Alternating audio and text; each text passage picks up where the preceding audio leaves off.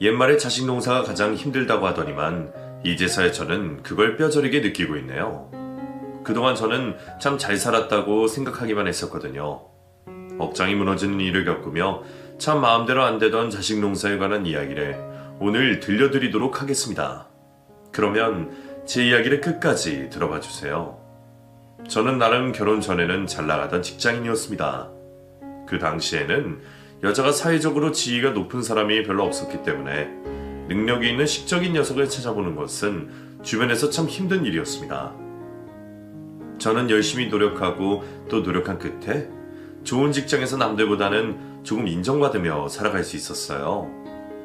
그 당시에 영어 공부도 열심히 하고 자격증도 준비하면서 저는 왠지 제가 여자로서 살아가는 것보다 멋진 직장인 여성으로 성공하는 꿈을 꾸며 살았습니다. 20대 중후반까지 정말 열심히 일했어요. 중간에 남자를 만나 결혼을 하긴 했지만 아이를 낳기 이전까지는 회사에 몰두하면서 끝까지 끈을 놓지 않았습니다.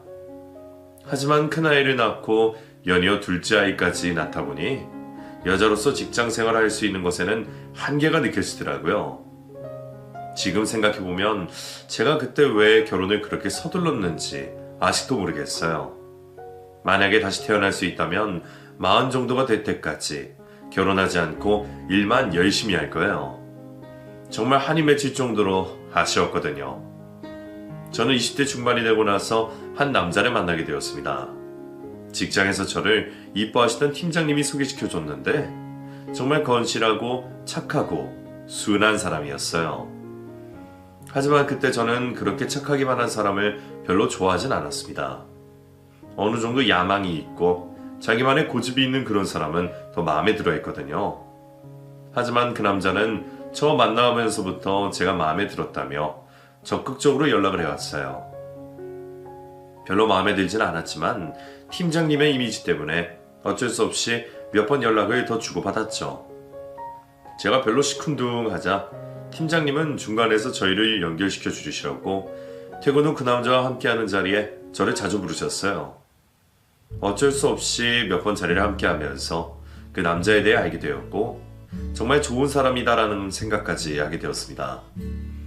얼마나 좋은 사람이길래 팀장님이 저와 그 남자를 연결해 주시려 하는지 나중에는 팀장님이 정말 대단하다라는 생각까지 들기도 했을 정도예요. 야, 진짜 둘이 잘 어울리네. 보기에는 이놈이 손해 보여도 얼마나 능력도 있고 일도 잘하는지 몰라. 얘네 회사 이사님이 나랑 잘하는 사람이잖아.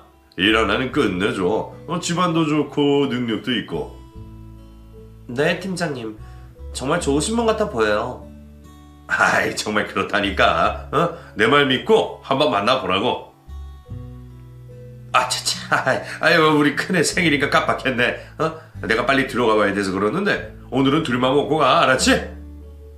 네? 저기 팀장님. 팀장님은 약속 장소 앞에서 어색하게 일부러 저희 둘만 남겨놓고 자리를 떠나버리셨고 저와 그 남자는 단 둘이 식사를 하게 되었죠. 그 남자는 한눈에 봐도 무척 떨고 있는 것을 느낄 수가 있었어요.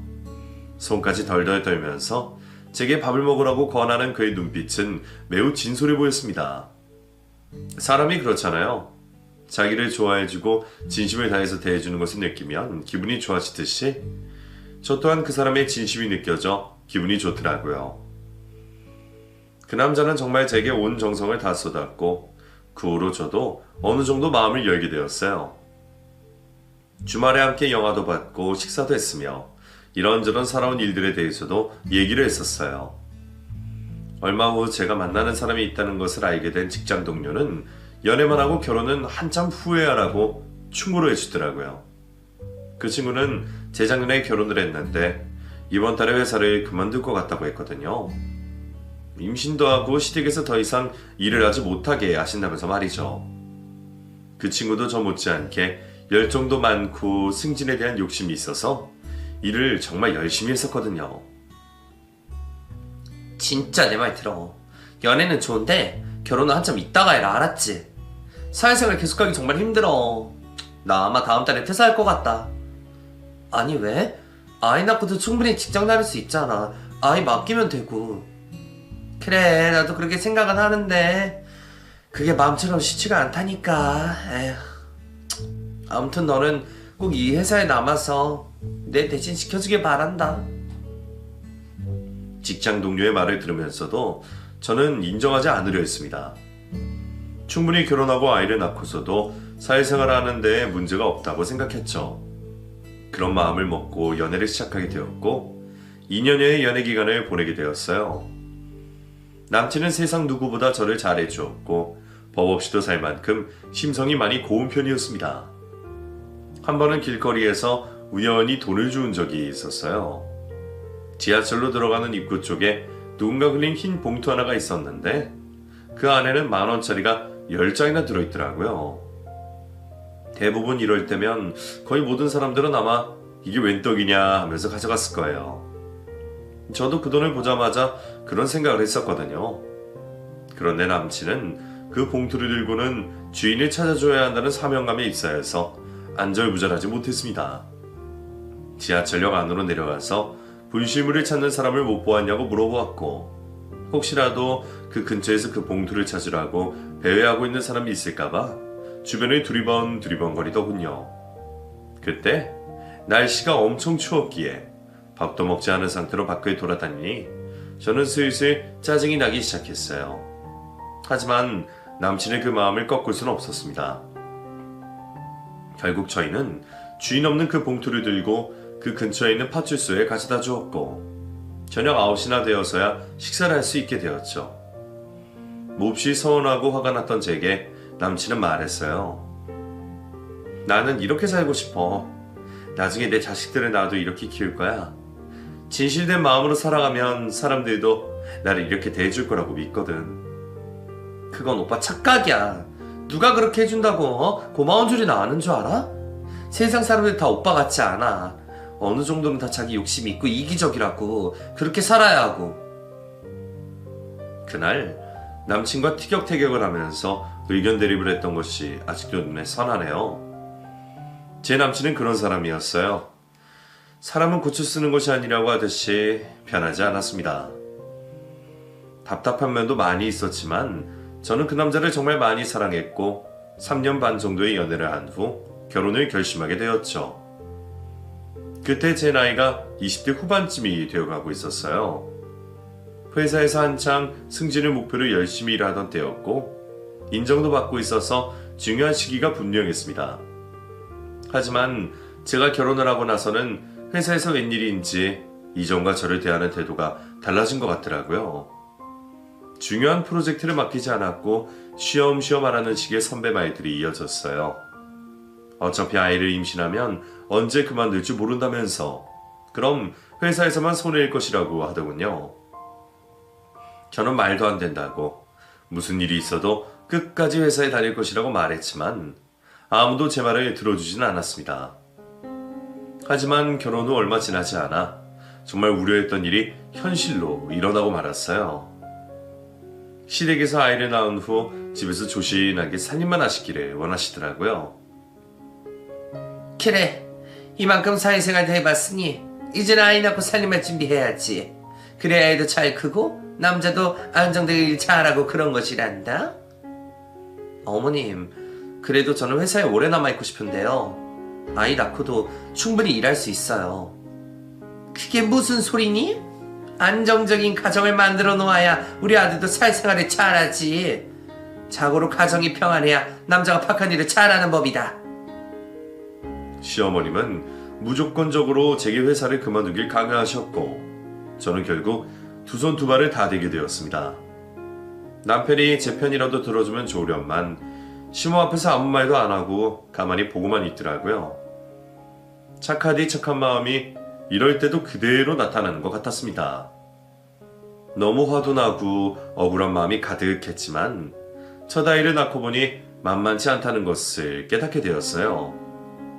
양쪽 부모님 모두 아이의 양육을 도와주실 여력이 되지 않는 한 여자가 직장 생활을 한다는 건 많이 힘들다는 현실의 세계에 부딪혔죠.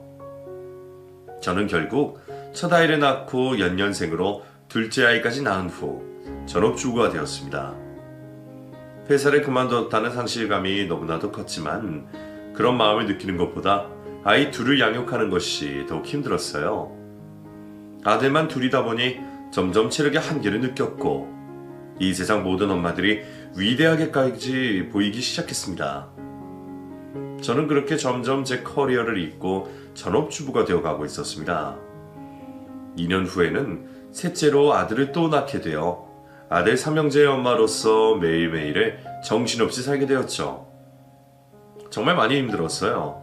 세상에서 가장 힘든 게 육아라고 할 정도로 제가 여태껏 느껴온 삶은 쉬웠다는 생각까지 했습니다. 다행히 제게는 여동생이 한 명 있었는데 저와 나이 차이가 얼마 나지 않아서 이런 육아맘의 고충을 서로 털어놓을 수 있었던 것 같아요.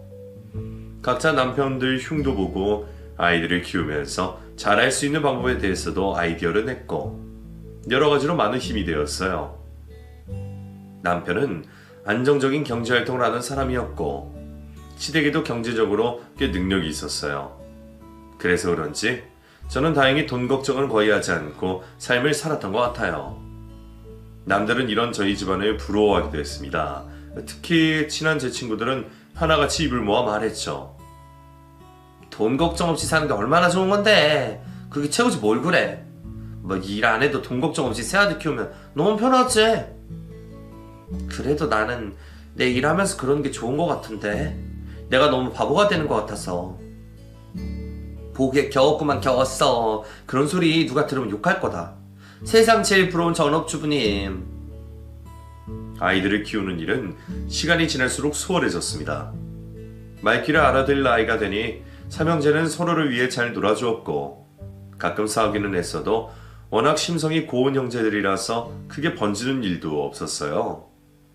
특히나 첫째 아들은 어찌나 착하고 순딩이던지 동생들에게 장난감이고 뭐고 다 뺏겨도 아무 말도 못하고 꾹 참고 있는 게 눈에 다 보일 정도이니까요. 한 번은 유치원에서 손에 친구에게 물려 팔뚝에 이빨 자국이 선명하게 나서 온 적이 있었는데 그때도 울지도 않고 쳐다보고만 있었다고 하더군요. 너무 화가 나서 유치원 선생님께 전화를 드렸더니 다른 친구들이 의뢰 제 아들을 그렇게 생각하고 더 많이 그런 것 같다고 했습니다. 저는 그 말을 듣는 순간 짜증이 확 났어요. 피는 못 속인다고. 자기 아빠 닮아서 꼭 똑같이 착하게만 구는 모습을 보기가 싫었거든요. 이런 말 하면 안 되지만 너무 화가 난 나머지 큰아들에게 친구한테 맞으면 너도 똑같이 때리라는 말까지도 해버렸네요. 둘째, 셋째 아들도 선천적으로 착하긴 했지만 유독 큰아들이 정말 순했었어요. 유치원을 졸업하고 초중고를 다니면서도 아들의 그런 착한 마음씨는 학교 친구들에게까지 소문이 다 날 정도였죠. 그렇다 보니 선생님들은 제 큰아들을 유독 많이 예뻐해 주셨어요. 공부도 꽤 잘했고 선생님 말씀도 잘 듣고 항상 무엇이든 솔선수범하는 이 아이를 누가 싫어하겠어요. 부모 속 한번 썩이지 않고 착하게 자란 아들을 보면서 내심 기분이 좋기도 했지만 한편으로는 걱정이 되기도 했습니다. 그래서 남편과 가끔 술자리 기울일 때면 저희는 큰아들에 대한 이야기를 주로 많이 했어요. 우리 큰놈 그거 나중에 어디 가서 이용이나 당하는 건 아니겠지? 너무 숙맥이라서. 아이고 여보 그런 소리 말아요. 그래도 공부도 잘하고 자기 할 건 다 알아서 했잖아요. 사내놈이 말이야. 그래도 뭔가 좀 다부지고 하는 면이 있어야 되는데 그게 너무 걱정이라니까. 당신 닮아서 그런 걸 어쩌겠어요. 아들이 그럼 아빠 닮지 누굴 닮겠어요. 남편은 자신을 닮아 너무 착하디 착한 큰아들이 걱정이 된다고 하더군요.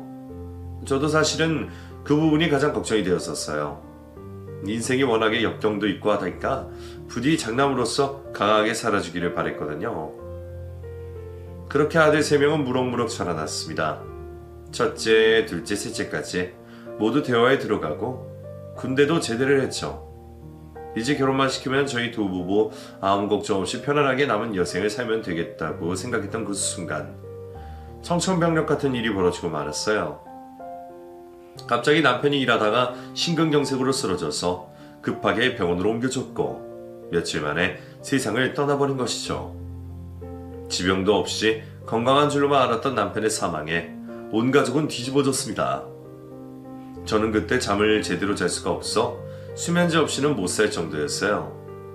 아들 셋 역시 일상생활이 마비될 정도로 힘든 나날을 보냈어요. 한 가정의 가장이 갑작스럽게 없어진 현실을 받아들이기 힘들었고, 그때 제 곁에 지켜준 사람이 바로 제 여동생이었어요. 여동생은 이미 10년 전에 암으로 남편을 잃은 후 아이 둘을 키우며 씩씩하게 잘 살아가고 있었거든요. 그때 여동생이 절 붙들어주지 않았다면 저는 아마 살아가기 힘들었을 거예요. 하루하루가 어떻게 지나가는지 모르게 정신없이 보내고 있던 어느 날 큰아들에게 여자친구가 생겼다고 하더군요. 갑작스러운 말에 당황하긴 했지만 힘든 큰아들 곁에 의지할 수 있는 누군가가 생겼다니 다행이라는 생각도 들었어요. 아들은 이 지구상에서 가장 아름다운 여인이라면서 제게 상기된 얼굴로 말했어요. 엄마, 저 진짜 천사를 만난 것 같아요. 제게 이런 사람이 올 거라고는 상상도 못했는데. 그래, 다행이다. 너무 잘 됐어. 네 아빠 그렇게 되시고 마음 잡기 힘들었을 텐데 어쩌면 인연이 이렇게 나타났다니. 아빠가 보내주신 것 같아요. 큰아들 마음 잡고 잘 살아가라고. 엄마, 저 이제 좀 숨이 쉬어지고 웃음도 나오고 그네 때문에 모든 것이 제자리로 돌아왔어요. 아들의 말을 듣고 얼마나 기분이 좋았는지 모릅니다. 삼형제 중에서 가장 마음이 약하고 순해서 이번 일을 겪으면서 어떻게 버텨낼지 정말 고민이 많았거든요. 저는 제 여동생에게까지 자랑을 하면서 안도의 한숨을 쉬었습니다. 여동생 역시 이럴 때는 곁에서 지켜주는 이성 친구가 최고라고 하면서 조카의 연애를 응원해 주었어요. 그리고 얼마 후 제 여동생이 큰아들이 연애하는 모습을 우연히 보았다고 하더군요. 저희 집 앞까지 와서는 제 아들의 자동차를 그 여자가 끌고 갔다고 했어요. 그 차는 남편이 아들 직장생활 시작한 기념으로 사준 첫 차라 아들이 정말 애지중지하면서 타는 차거든요. 저는 그 말을 듣고 내심 서운한 마음이 들어 아들을 불러 들어보았어요. 아들아, 저기 이모가 너를 집 앞에서 봤다는데 네 차를 왜 여자친구가 끌고 가? 아, 엄마, 그게 저기 내일 어디 외곽을 나가야 되는데 교통편이 불편하다고 빌려달라고 해서 난 기쁜 마음으로 빌려준 건데. 왜? 아니, 그래도 그 차는 네 아빠가 취업기념으로 사준 차인데 여자친구가 운전이 어떤지도 모르고 엄마는 좀 그런데? 에이, 엄마, 난 그녀를 위해서라면 내 모든 걸 다 줘도 아깝지 않다고 생각해요. 정말이야. 날 이렇게 다시 일으켜 세워준 여자잖아요. 아들은 그날 자동차를 빌려준 것을 시작으로 그녀에게 엄청나게 많은 것을 베풀었던 모양이에요. 자세하게 말을 하지 않아서 알 수는 없었지만 아들이 받는 월급으로도 카드값을 메꾸기 부족하다고 도움을 요청하는 것을 보니 뭔가 일이 이상하게 돌아가고 있는 것 같다는 생각이 들었습니다. 저는 그녀를 한번 보고 싶었어요. 도대체 어떤 여자이길래 순수한 우리 큰아들의 혼을 쏙 빼놓았나 싶었거든요. 아들에게 부탁을 해서 소개를 시켜달라고 했고 그로부터 한 달 후쯤 고급 레스토랑에서 그녀를 만나게 되었습니다. 싹싹하게 웃으며 제게 어머니 어머니라고 부르는 그녀였지만 저는 왠지 무언가 마음에 들지 않았어요. 인생을 살아보니 사람이 겉과 속이 틀린 것처럼 웬만해서는 보이더라고요. 그녀는 왠지 그런 느낌이 가득했습니다. 얼굴도 몇 군데에 손을 댄 듯한 느낌이었는데 뭔가 모르게 세 보였고 제게 선뜻 다가와서 싹싹하게 행동하는 것도 왠지 남자 경험이 많을 것 같다는 생각이 들더군요. 하지만 아들은 얼핏 보아도 그 여자에게 온 정신이 다 팔린 것 같았습니다. 스테이크를 자를 때에도 뭔가 부족해서 직원을 부를 때에도 모든 것이 그 여자를 위해 초점이 맞춰져서 안절부절 못하더군요. 그 모습을 보니 또 마음이 답답해져서 집에 온 후 제 여동생에게 하소연을 했어요. 남편이 죽고 나니 의지하고 속 얘기할 곳이라고는 동생밖에 없더라고요. 여동생은 제 이야기를 듣더니 요즘 뭔가 목적을 가지고 남자들한테 의도적으로 접근하는 여자들이 많다면서 조심하는 것이 좋다고 하더군요. 더군다나 저희 집안이 가지고 있는 임대료가 나오는 건물도 있었고 제 아들도 나이에 비해서 꽤나 번듯하게 하고 다녔었거든요. 갑자기 지혜비가 세상을 떠나서 마음이 많이 힘들었던 틈을 타서 의도적으로 접근했을 수 있다는 생각을 하니까 갑자기 소름이 확 끼치기도 했습니다. 그렇다고 아들이 좋아 죽는 연애를 하지 말라고 할 수도 없는 노릇이고 정말 미쳐버리겠더라고요. 큰아들이 좀 중심을 잡고 착한 며느리 얻어야 일이 있는 동생들도 그걸 보고 배울 텐데 말이죠. 저희 집 아들 셋이 좀 또래 남자들에 비해 순수한 건 사실이에요. 워낙에 애 아빠의 심성이 그런데다가 평생 어려움 한 번 없이 살아왔었기에 세상 물정도 잘 모르고 그렇긴 합니다. 어른이 되어 세상을 좀 더 가르쳤어야 할 나이에 남편이 세상을 떠나버리고 나니 그 다음엔 저 혼자 뭘 어떻게 할 수도 없었고요. 답답한 마음을 가지고 시간을 보내던 중 둘째 아들과 셋째 아들도 다들 애인이 생겼다고 하더군요. 아직 어린 나이인데도 결혼을 왜 그렇게 하고 싶어 하는지, 세 아들 모두 결혼을 못해 안달난 놈들처럼 제게 결혼이 하고 싶다고 하는데 황당해 죽겠더라고요. 그때 큰아들이 막 30살 정도 되었을 때니까 세 아들 모두 결혼이 늦은 것도 아니었거든요. 아들들이 하도 성화를 해대길래 저는 어쩔 수 없이 결혼을 허락해 주었습니다. 자식들이 커보니 엄마 마음대로 할 수 있는 것은 아무것도 없더라고요. 가장 마음에 들지 않던 큰아들을 결혼시킬 때 제 마음이 얼마나 상했었는지 몰라요. 아들과 몇 번이나 이 문제로 다투기도 했었고요. 아들은 제가 이유도 없이 싫어한다면서 모진 말까지도 하더라고요.